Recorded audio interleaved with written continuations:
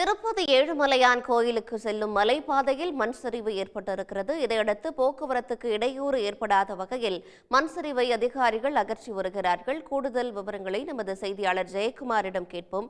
ஜெயக்குமார், தற்போது எந்த பகுதியில் இந்த நிலச்சரிவு ஏற்பட்டிருக்கு? பாதிப்புகள் என்ன?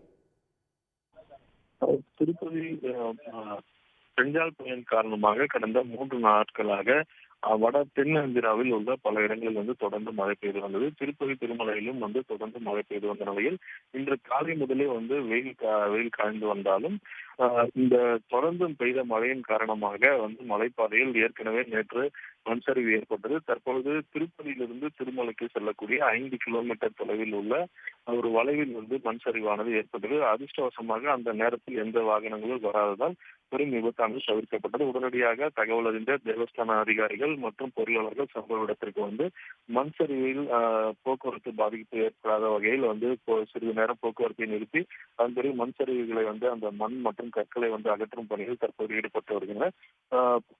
ஒரு புறத்தில் ஒரு பணிகள் நடைபெற்று வந்தாலும் மறுபுறத்தில் வாகனங்களை செல்லும் விதமாக அதிகாரிகள் தற்போது அனுமதித்து வருகின்றனர்.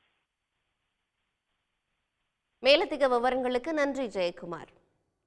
உடனுக்குடன் செய்திகளை தெரிந்து கொள்ள சன் நியூஸ் பெல் ஐகானை கிளிக் பண்ணுங்க.